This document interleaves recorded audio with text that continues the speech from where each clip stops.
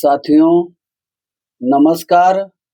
हमारी आज की कहानी है उत्तर प्रदेश के प्रयागराज जिले की घटना है। साथियों, ये घटना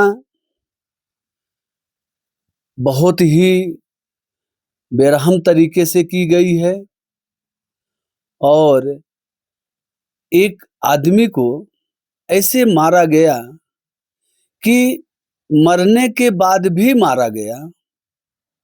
ये कहानी सुनने में आपको अजीब लगती होगी कि जिस इंसान को पहले मार दिया गया हो और उसके बाद वो इंसान मर गया हो और मरने के 2 घंटे बाद तक ऐसी ऐसी मौत दी गई।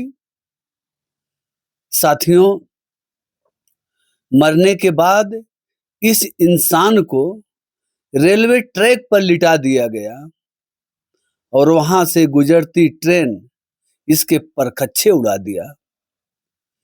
इस लाश को इस ढंग से मारे, इस बेदर्दी से मारे। साथियों, ऐसा जानवर के साथ भी लोग नहीं करते जो इंसान के साथ हुआ। साथियों, आइए जानते हैं इस कहानी के बारे में। ये पूरी घटना, पूरी कहानी क्यों की गई, आइए इसके बारे में विस्तृत जानकारी देते हैं आप सभी को। साथियों, एक रणधीर सिंह यादव जो बीजेपी के ऐसा छोटा मोटा नेता थे, कोई बड़े नेता नहीं थे, लेकिन वो बीजेपी पार्टी से जुड़े थे और बीजेपी में उन्होंने सदस्यता ली थी और वही गांव समाज में अपने आरी बगल जैसे सामाजिक कार्यकर्ता होते हैं, इस ढंग से वो अपना कार्य कर रहे थे। इसी कार्य करते समय उनके एक बहुत परम मित्र थे, परम मित्र हैं, अभी थे नहीं हैं, जिनका नाम बताया जा रहा है उदय सिंह यादव। उदय सिंह यादव लगभग रणधीर सिंह यादव और उदय सिंह यादव की दोस्ती ऐसे बताई जा रही है कि 8-10 साल पुरानी दोस्ती है। साथियों, इनका आना जाना, वो उनके घर पे बैठना, खाना पीना, मतलब ऐसी गहरी दोस्ती थी कि लोग इनकी दोस्ती को मिसाल देते थे कि यार बताओ, इतना दिन की दोस्ती है, आज भी दोस्ती बरकरार है। साथियों, समय का चक्र देखिए, समय का खेल देखिए साथियों, कि जिसके साथ 8-10 सालों से एक दूसरे के बिना रह नहीं सकते, इतनी गहरी दोस्ती थी, लेकिन वो दोस्ती कैसे दुश्मनी में बदल गई। साथियों, 3 साल पहले की बात है। दोस्ती तो इनकी 8-10 साल से थी, लेकिन 3 साल पहले उदय सिंह यादव, इनकी शादी होती है, इनके बच्चे रहते हैं, इनकी बीवी होती है।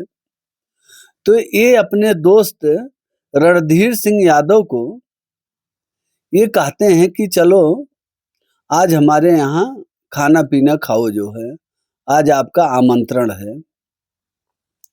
रणधीर सिंह साथियों बताते चले कि ये पैसे वाली पार्टी है। पैसे वाली पार्टी कैसे? इनके पास 2-2 स्कॉर्पियो गाड़ी है, बिजनेस है, घर है, खेती बाड़ी है और पैसे से संपन्न परिवार है। पैसे से संपन्न परिवार है और भगवान का दिया इनके पास सब कुछ है, लेकिन इनके दिल में खोट है। साथियों, आपको आगे बताएंगे कहानी। जब ये जाते हैं, उदय सिंह यादव जो इनके दोस्त होते हैं, और उदय सिंह यादव जो है कोई छोटा मोटा वही डॉक्टर का काम, कंपाउंडर का काम, आरी बगल में कोई दवा ववा छोटा मोटा इलाज करना, तो लोग उनको जो है प्यार से डॉक्टर डॉक्टर कहते थे। डॉक्टर साहब ऐसा कहते थे। और उनकी पत्नी हैं अंजलि सिंह यादव, अंजलि सिंह यादव और उदय सिंह यादव, जो ये डॉक्टर साहब हैं। अब ये अपने दोस्त के घर रणधीर सिंह यादव जाते हैं खाना खाने। साथियों, खाना खाने जाते हैं और फिर इनकी निगाहें उदय सिंह यादव की पत्नी अंजलि सिंह से मिल जाती हैं और पहली ही मुलाकात में आंखों ही आंखों से दोस्ती हो जाती है। और वो दोस्ती जो है कब परवान चढ़ जाती है, कब ये एक दूसरे के इतना नजदीक आ जाते हैं कि किसी को कानो कान खबर नहीं होती। साथियों, आपको बताते चलें कि अंजलि सिंह यादव बड़ी खूबसूरत थी, बहुत, ऐसा कह सकते हैं बहुत खूबसूरत लेडी थी, बहुत सुंदर थी, देखने में बड़ी आकर्षक थी। तो रणधीर सिंह जो है ये पैसे वाला था। अब इसमें क्या कहें क्या ना कहें, क्या मजबूरी हो गई कि दोनों एक दूसरे को चाहने लगे।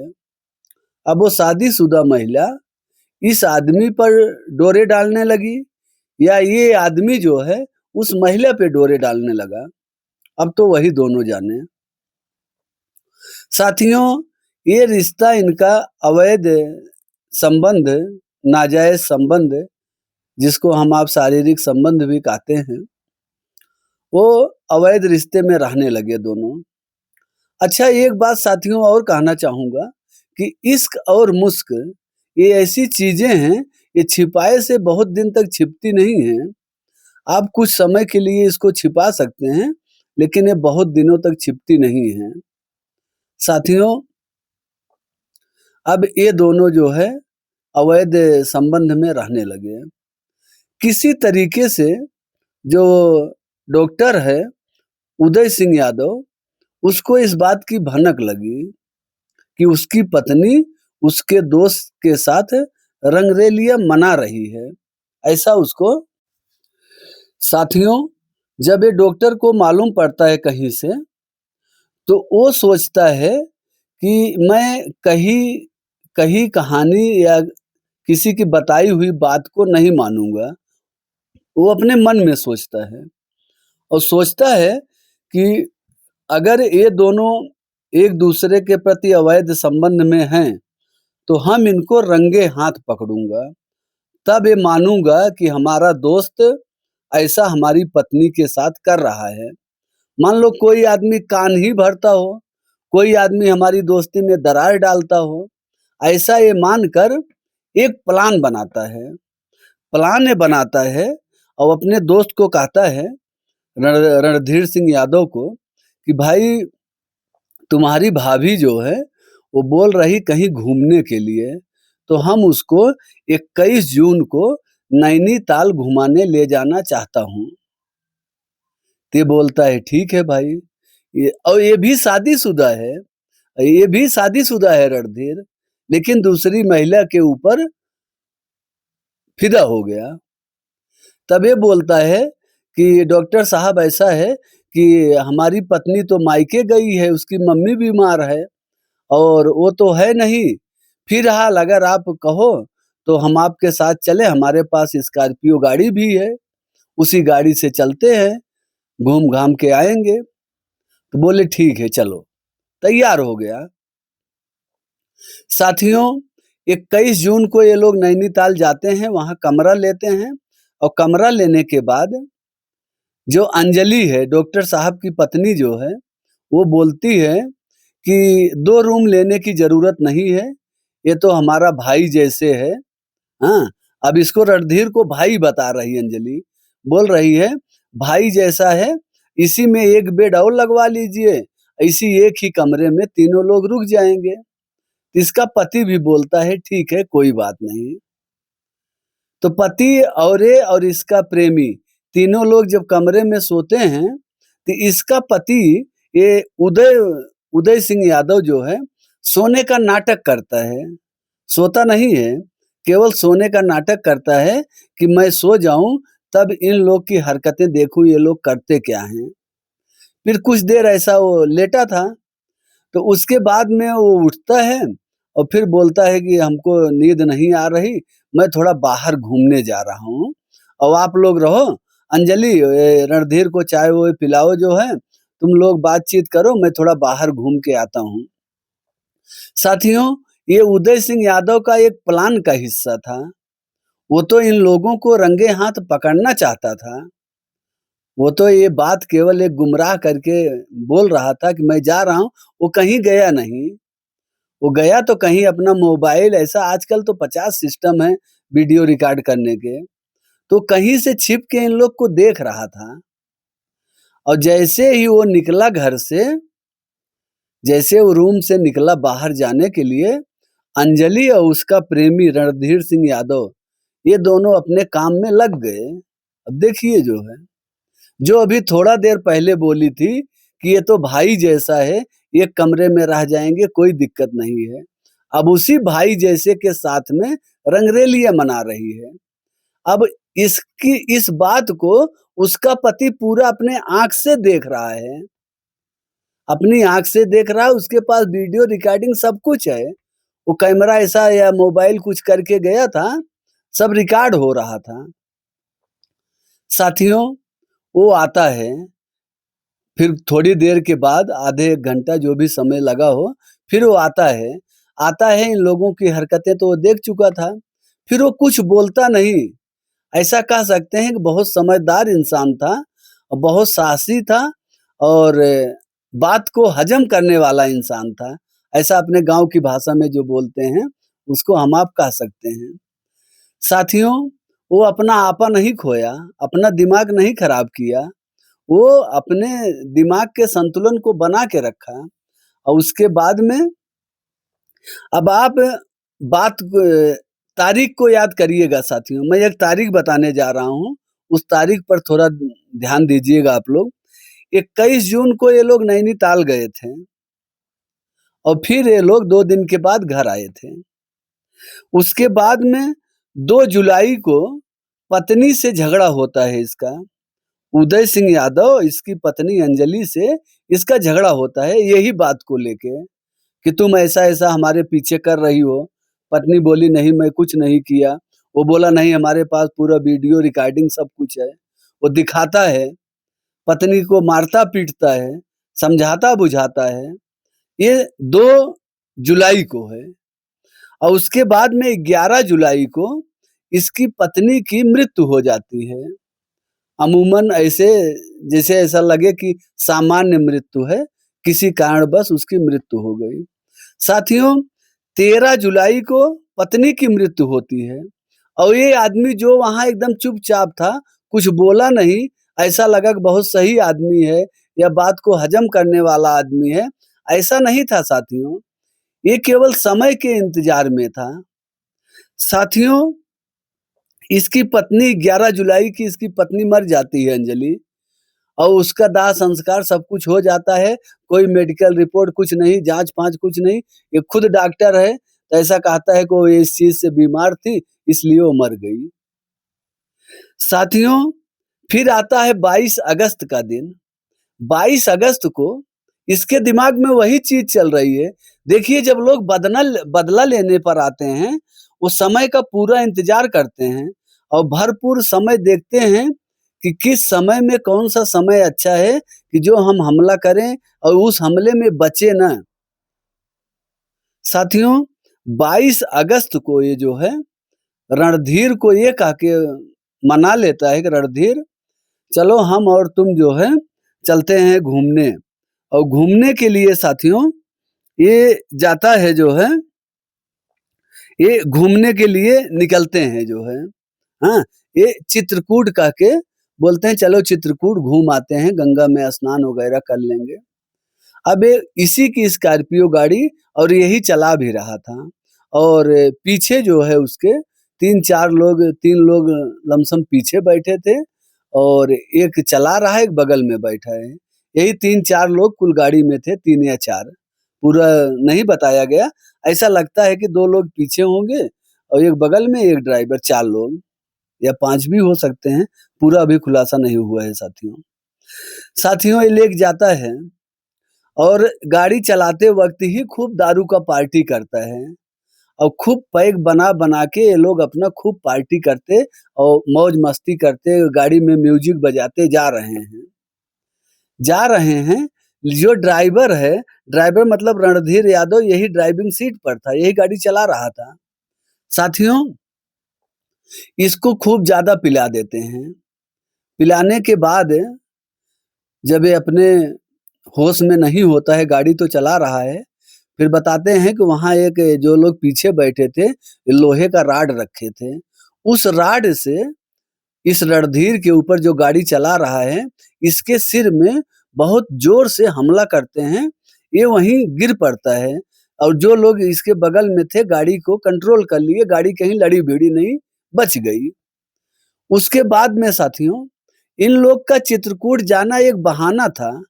इनको तो रणधीर को मारना था और जब ये गिर गया जो है, बेहोश हो गया मारने से, और फिर दो लोग इसके गले में रस्सी का ऐसा फंदा लगा के तब तक इसका गला दो लोग दबाए जो है खींचे, जब तक ये मर नहीं गया।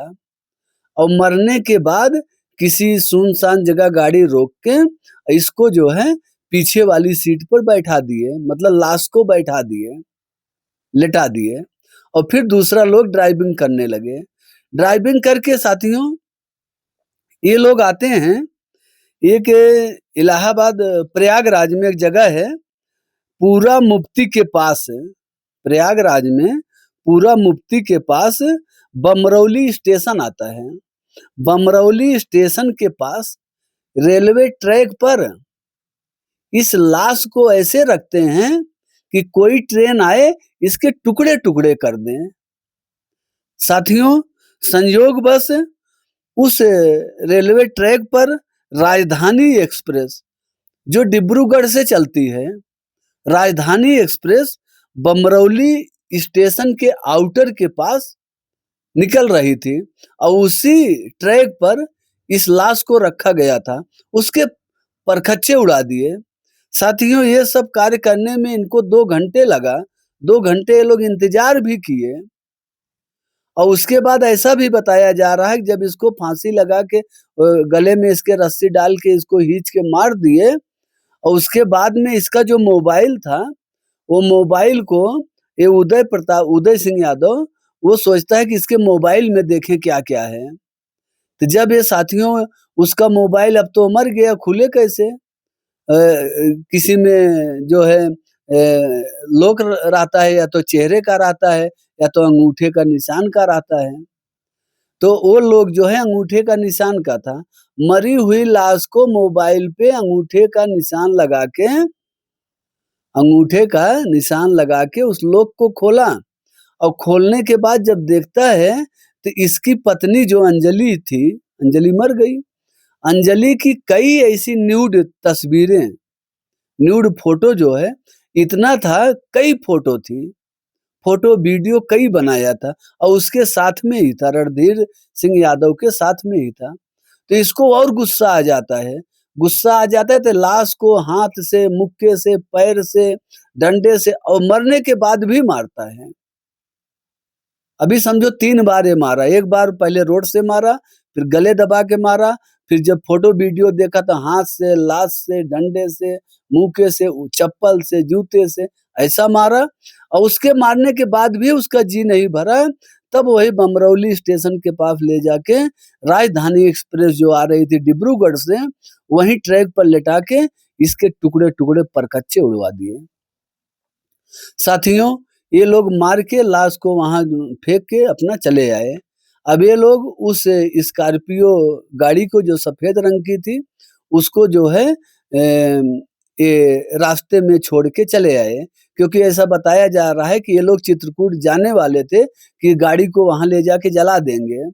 तो वहां नहीं पहुंची ये गाड़ी, क्योंकि रास्ते में गाड़ी कहीं फंस गई, जो है फंस गई, आगे निकल ही नहीं रही थी, तो ये लोग वहीं छोड़ दिए गाड़ी को।